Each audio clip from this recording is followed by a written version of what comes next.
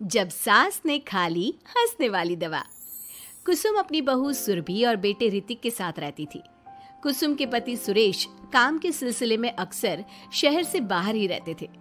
एक दिन वो अपने घर आए और कुसुम के लिए बहुत सारी दवा लेकर आए। भाग्यवान, कहाँ हो तुम? अरे आ गए आप। इस बार बहुत दिनों में आए, और मैंने आपको जो घुटनों के दर्द की दवाई लाने के लिए कहा था वो तो लाए हैं ना आप? हाँ, तुमने जो भी कहा था वो सारी चीजें ले आया हूँ। बस अब एक गिलास पानी तो पिला दो। सुरभि, एक गिलास पानी तो लाना। सुरभि जल्दी से पानी लेकर आती है। सुरेश सुरभि के सर पर हाथ रखता है और उसका हालचाल पूछता है। बहू, ये तुम्हारी सास के लिए मैं कुछ दवाई लाया था। तुम देख लो ये दवा।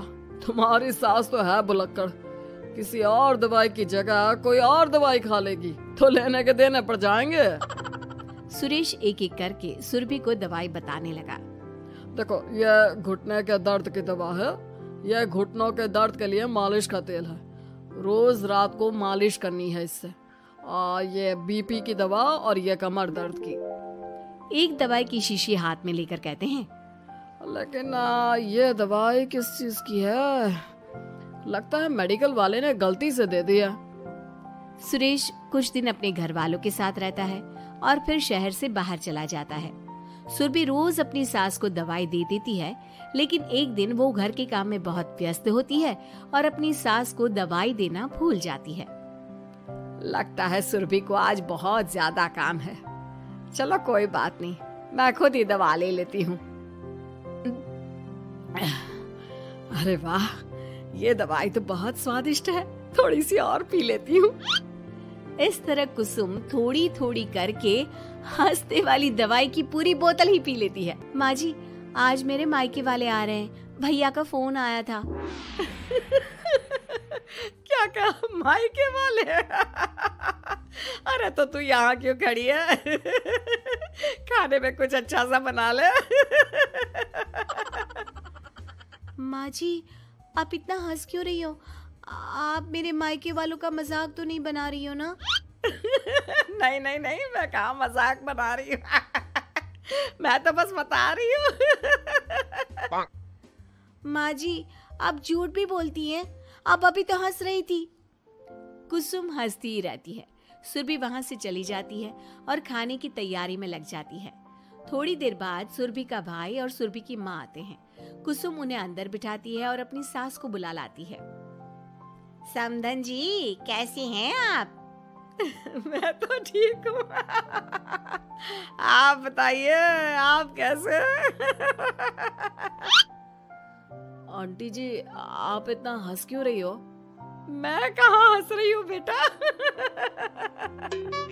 जब कुसुम लगातार हंसी जा रही थी तो उन्हें इंसल्ट फील हुई और वे वहां से जाने लगे।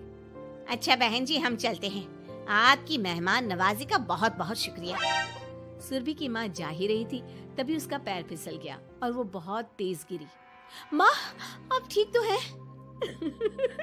अरे बहन जी, आप ठीक तो है? आपको चोट तो नहीं लगी ना? आप मुझसे पूछ रही हैं या मेरा मजाक उड़ा रही हैं? बहन जी, पहले तो आप इतनी बदतमीज नहीं थी, लेकिन अब क्या हो गया है आपको? माँ, आप ठीक तो है ना? अंदर चलिए, मेरे कमरे में आराम कर लीजिए। नहीं सुरभि, हम जा रहे हैं। हमें अपना मजाक और उड़वाने का शौक नहीं है। और सुरभि, तुम अपनी सास का इलाज कराओ। इस तरह सुरभि के मायके वाले चले गए तो सुरभि का गुस्सा चौथे आसमान पर था। उसने अपनी सास से कहा, माँ जी, आपने मेरे भाई और मेरी माँ के साथ ऐसा क्यों किया? अगर आपको उनका यहाँ आना अच्छा नहीं लगा तो आप मुझसे बोल देती। इस तरह उनकी इंसल्ट करने की क्या जरूरत थी? नहीं बहू, मैंने कुछ नहीं किया। अरे भला मुझे क्या पड़ी है जो तेरे घर वालों का मजाक उड़ाऊंगी? देखिए माँ जी, आप अब भी हंस रही हैं। आपसे तो बात करना ही बेकार है। सुरभि वहां से चली जाती है। अगली सुबह सुरभि को बहुत तेज बुखार हो जाता है और कुसुम उसे आवाज लगाती हुई उसके कमरे में जाती है। सुरभि, सुरभि, क्या हुआ? अभी तक सो रही हो तुम? क्या हो गया? माँ जी, मुझे बहुत तेज बुखार आ रहा है। अच्छा ठीक है, ऋतिक को बुलाती हूँ। माँ जी, मुझे बुखार आ रहा है और आप हंस रही हैं। अरे नहीं बहू, मैं कहाँ हंस रही हूँ। वो तो मेरी हंसी रोक ही नहीं रही है। माँ जी, जब आपकी तबीयत खराब होती है तो मैं आपका कितना ख्याल रखती हूँ और आप मुझ पर हंस रही हो। चली जाओ आप यहाँ से। बहू सुन तो सही। नहीं माँ जी, आप जाओ यहाँ से। अब तो आपके बेटे ही आपसे बात करेंगे और मैं पापा जी को भी बताऊंगी कि आजकल आप क्या कर रही हैं। जब ऋतिक घर आया तो सुरभि ने उसे सारी बात बताई। मुझे तुम्हारी बात पर विश्वास नहीं हो रहा। माँ तो तुमसे बहुत प्यार करती है, फिर वो तुम्हारा और तुम्हारे घर वालों का मजाक क्यों उड़ाएंगी? खैर अभी छोड़ो इस बात को, अभी तो तुम मेरे साथ चलो, तुम्हारी दवाई ले आते हैं। कुछ दिन में सुरभि ठीक हो गई। एक दिन ऋतिक को पता चला कि उसके मौसी के बेटे राहुल की तबीयत बहुत खराब है, तो वो अपनी माँ और पत्नी को लेकर हॉस्पिटल पहुंचा। मौसी जी, कैसे हैं राहुल भैया? बेटी, इतने दिन हो गए मेरे राहुल को बीमार हुए, लेकिन उसकी तबीयत में कोई सुधार नहीं आ रहा। अरे छोटी, हुआ क्या है राहुल बेटे को? कुछ बता तो सही।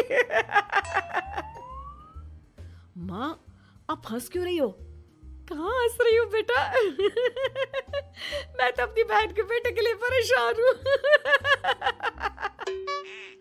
माँ, ये क्या तरीका है?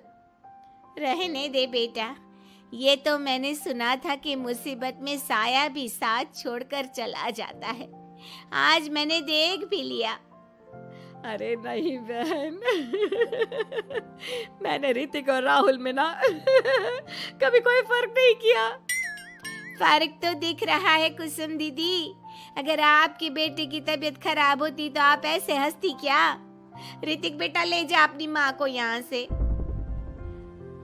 ऋतिक बहुत गुस्से में अपनी माँ से बात करने लगा, लेकिन कुसुम तो सिर्फ हंसे ही जा रही थी। ऋतिक ने अपने पापा को फोन करके बुलाया और उन्हें सारी बात बता दी। बेटा, तेरी माँ तो अपने घर वालों से बहुत प्यार करती है और वो बहुत समझदार है। वो ऐसी हरकत कभी नहीं कर सकती।